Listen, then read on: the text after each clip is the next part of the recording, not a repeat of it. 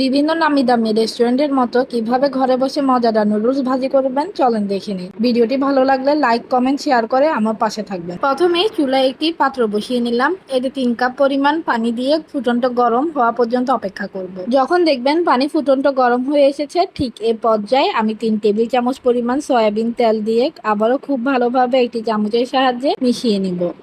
এখন একটি সম্পূর্ণ কোকোনা নুডলসের প্যাকেট ফুটন্ত গরম পানিতে দিয়ে দিব। 5 মিনিটের মতো নুডলসগুলো খুব ভালোভাবে সিদ্ধ করে নিব। অবশ্যই 5 মিনিটই সিদ্ধ করবেন, তা না হলে নুডলস একেবারে নরম হয়ে আসবে, এতে করে খেতে ভালো লাগবে না।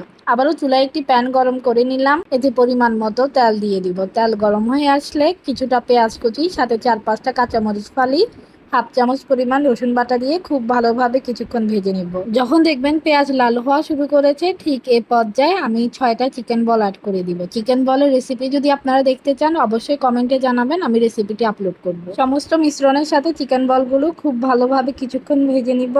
এরপর একটি ঢাকনার সাহায্যে ঢেকে দিব। এতে করে চিকেন বলের ভিতরে খুব ভালোভাবে রান্না হয়ে আসবে। যখন দেখবেন পেঁয়াজ বেরেস্তা হওয়া শুরু করেছে এবং চিকেন বলের গায়ে খুব সুন্দর লালচে বর্ণ ধারণ করেছে, ঠিক এ পর্যায়ে আমি একটি ডিম ভেঙে দিয়ে দিব।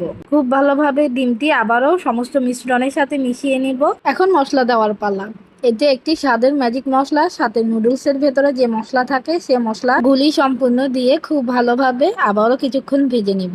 এখন আগে থেকে সিদ্ধ করে রাখা নুডলসগুলো দিয়ে খুব ভালোভাবে মশলার সাথে সম্পূর্ণ নুডলস ভালোভাবে মিশিয়ে নিব।